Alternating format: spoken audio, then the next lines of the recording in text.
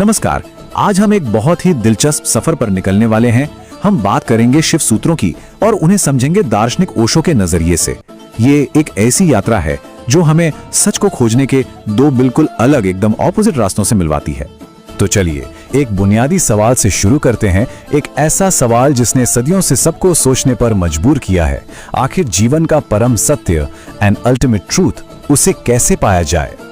शिव सूत्र हमें बताते हैं कि इस खोज पर निकलने के दो रास्ते हैं, और ये दो रास्ते हैं ना, एक दूसरे से बिल्कुल अलग हैं। एक है पुरुष का मार्ग, बल का, आक्रमण का, जीत हासिल करने का। इसे हम आज की भाषा में विज्ञान का मार्ग भी कह सकते हैं। और दूसरा वो है स्त्री का मार्ग, समर्पण का, धैर्य और प्रार्थना का, जिसे धर्म का मार्ग माना जाता है। तो ठीक है, चलिए पहले रास्ते को थोड़ा और करीब से देखते हैं। तो पहला रास्ता है बल का मार्ग। ये दुनिया को समझने का एक आक्रामक तरीका है। इसकी सोच है कि किसी भी चीज को समझने के लिए उसे तोड़ो, उसके हिस्से करो, उसका विश्लेषण करो और उस पर जीत हासिल करो।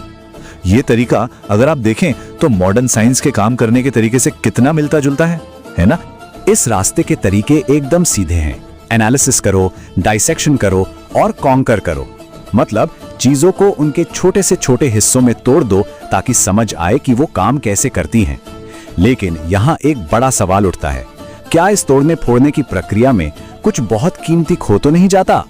ओशो यहाँ एक बहुत कह सकते हैं प्रोवोकेटिव मेटाफर का इस्तेमाल करते हैं। वो कहते हैं कि वैज्ञानिक तरीका प्रकृति पर एक हमले जैसा है, जैसे प्रकृति कोई दुश्मन हो जिससे जीतना है। ये एक ऐसा नजरिया है जो प्रकृति को समझने के लिए उसे तोड़ने फोड़ने में यकीन रखता है। और यही बात इस रास्ते की सबसे बड़ी सीमा को दिखाती है।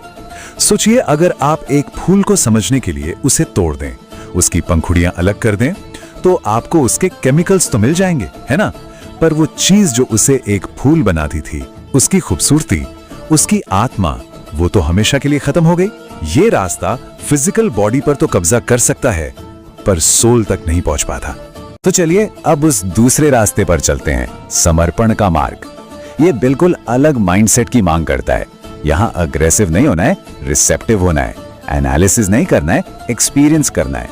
तो जहां विज्ञान तोड़ने फोड़ने में विश्वास रखता है, वहीं समर्पण का ये रास्ता दो मजबूत खंभों पर खड़ा है, प्रार्थना और प्रतीक्षा।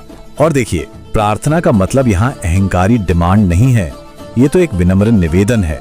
और प्रतीक्षा वो है एक गहरा इंतजार, जिसमें सच को छीनने की कोई जल्दबाजी नहीं है।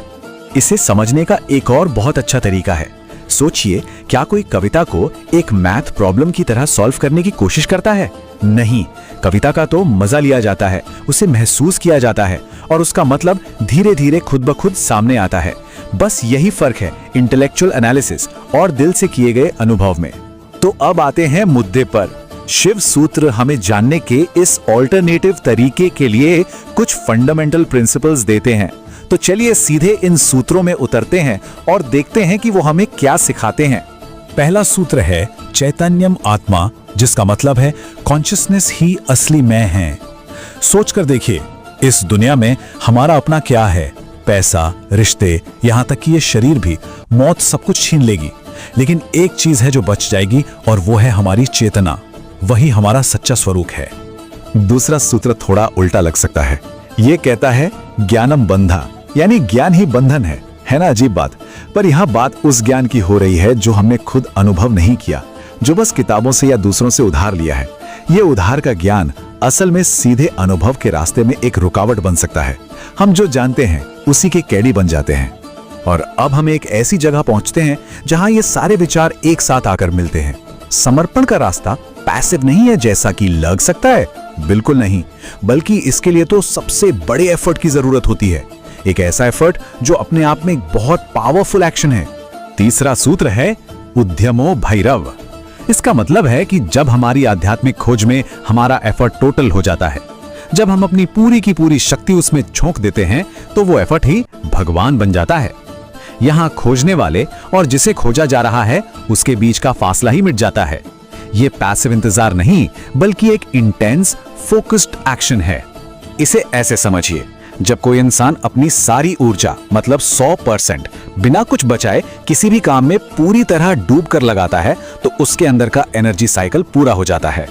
ये जबरदस्ती से नहीं होता, बल्कि उस काम में पूरी तरह खो जाने से होता है, चाहे वो पेंटिंग हो, मूर्ति बनाना हो या फिर ध्यान लगाना हो। और इस टोटल एफर्ट का नतीजा क्या होता है?